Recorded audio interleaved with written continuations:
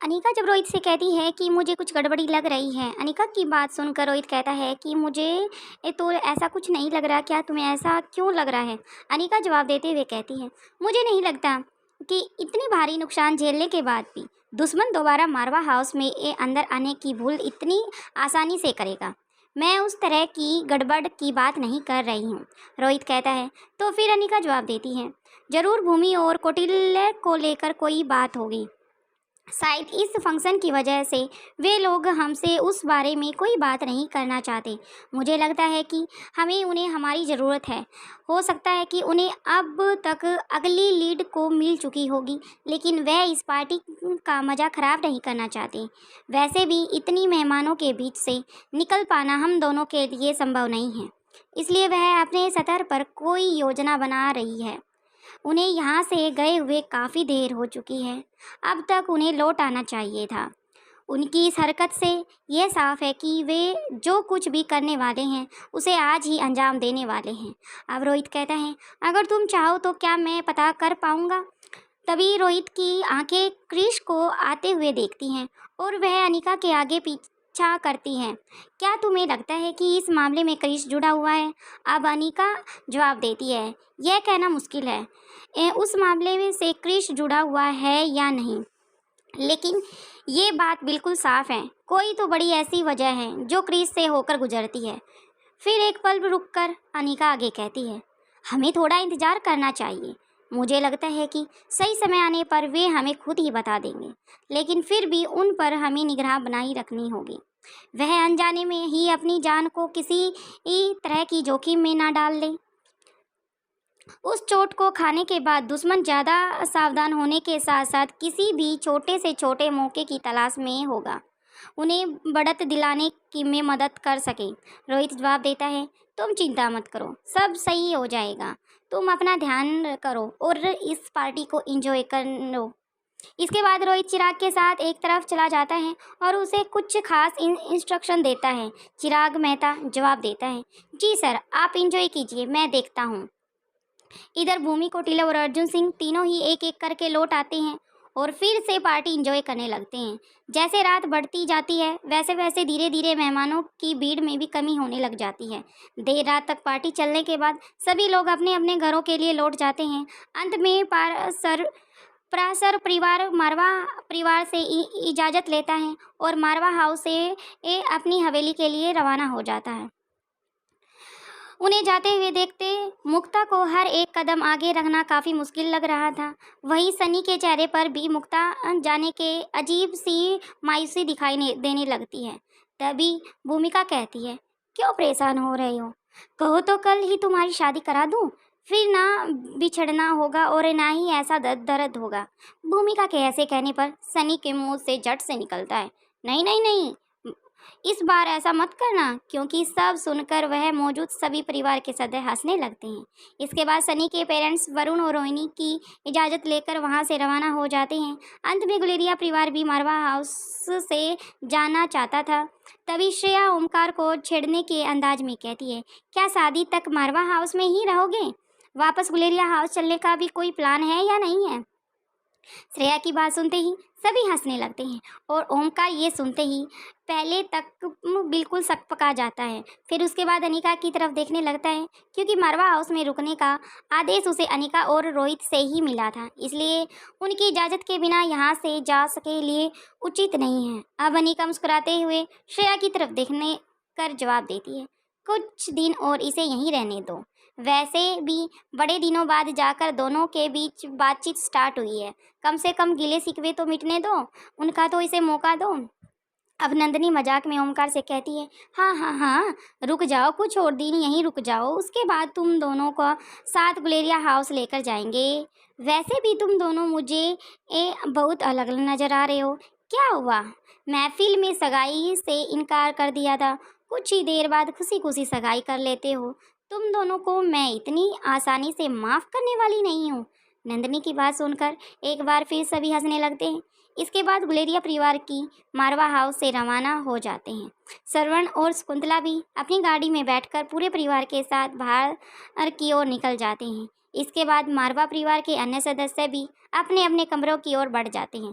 तभी अनिका सनी और ओमकार की प्रीति को भी जाकर आराम करने के लिए कहती है।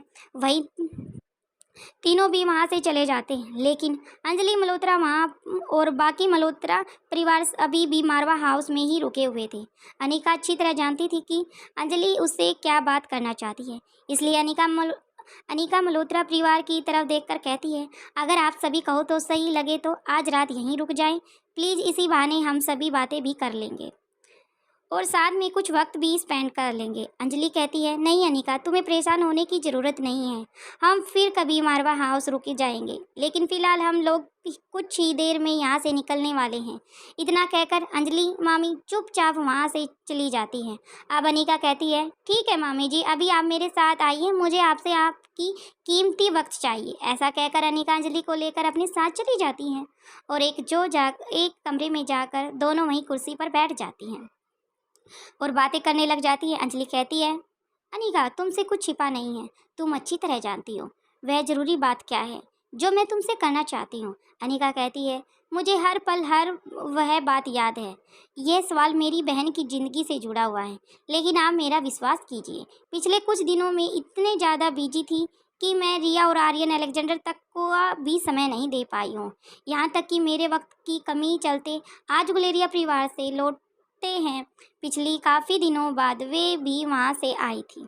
आप मुझे सिर्फ इस हफ्ते का वक्त दीजिए, उसके बाद ये साफ हो जाएगा कि हमारी श्वेता के लिए लक्ष्य ही सबसे सही लड़का है या हमें हमारी श्वेता के मुंह ऑन करने के बाद मदद करनी होगी।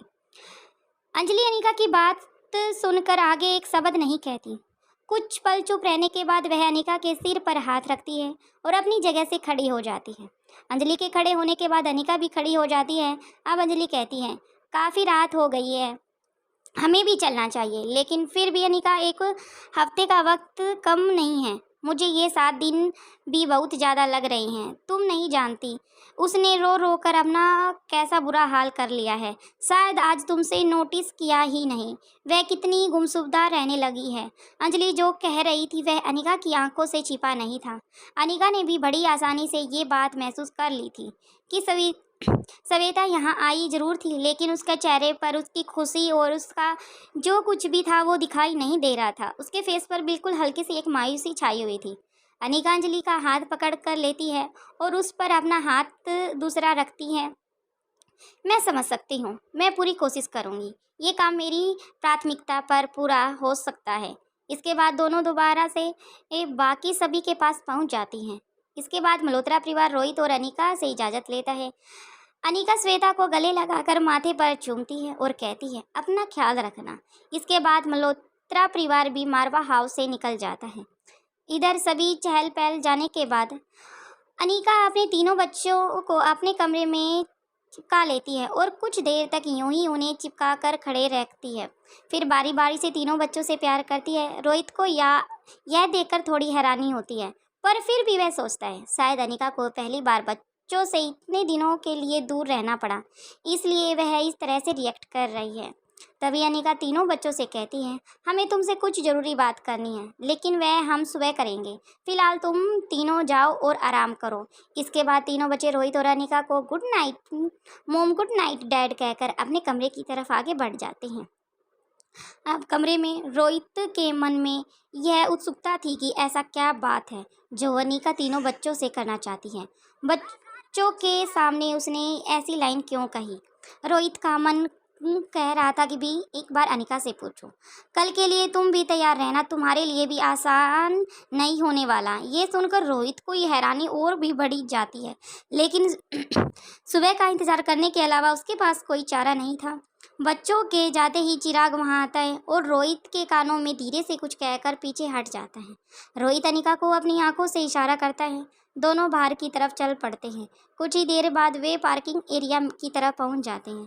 तभी बाहर की तरफ जाने के बाद गाड़ी वहीं रुक जाती है, क्योंकि अनिका अपने दोनों हाथ मोड़कर बिल्कुल बीचों बीच खड़ी हुई थी और गाड़ी रुकने के बाद भूमि कौटिल और अर्जुन सिंह तीनों बाहर आ जाते हैं। अब अनिका भूमि की तरफ देखती है। भूमि कहती है, फिलहाल हमें जाना होगा, इससे ज़्यादा देर यहाँ रुकना ठीक नहीं रहेगा। हमें देर हो जाएगी। तभी रोहित कहता है, तुम इस तरह बिना किसी की प्रोटेक्शन के कहीं नहीं जा सकते। अब भूमि कहती है, तुम दोनों समझने की कोशिश करो, मैं अकेले नहीं जा रही हूँ, ये दोनों मेरे साथ हैं। वैसे भी मैं किसी मिशन पर कोई प्रोटेक्शन के लेकर नहीं जाती। अनिका कहती है, तुम्हारा मिशन सिर्फ तुम्हारा डिपार्टमेंट का नहीं है, इसलिए एक टीम साथ लेकर निकलो। भूमि जवाब देती है, अभी हमारे पास इतना समय नहीं है, हम कोई टीम बनाए। भूमि के ऐसा कहते ही अब्दुल अपने कुछ खास आदमियों के साथ आ जाता है। अब भूमि रोहित की तरफ देखती है और कहती है, यह मेरे साथ जाएंगे, तुम्हारे साथ कौन रहेगा? रोहित जवाब देता है, फिलहाल मुझे कहीं बाहर निकल जाना है, मेरी सिक्योरिटी के लिए और भी लोग हैं। फिलहाल तुम्हें अब्दुल को अपने साथ लेकर जाना चाहिए, हमारी फिक्र करने की ज़रूरत नहीं है।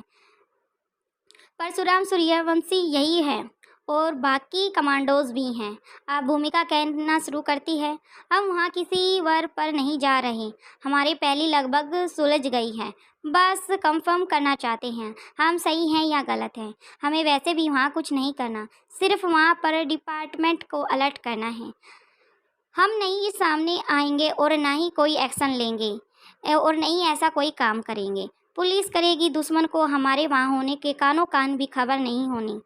इस तरह बड़ी टीम लेकर जाएंगे तो हमारे छुपने की आसानी नहीं होगी। फिर अनिका की तरफ देखकर आगे कहती है, तुम मेरी बात समझने की कोशिश करो, हमारा इस तरह जाना ज़्यादा बेहतर नहीं होगा।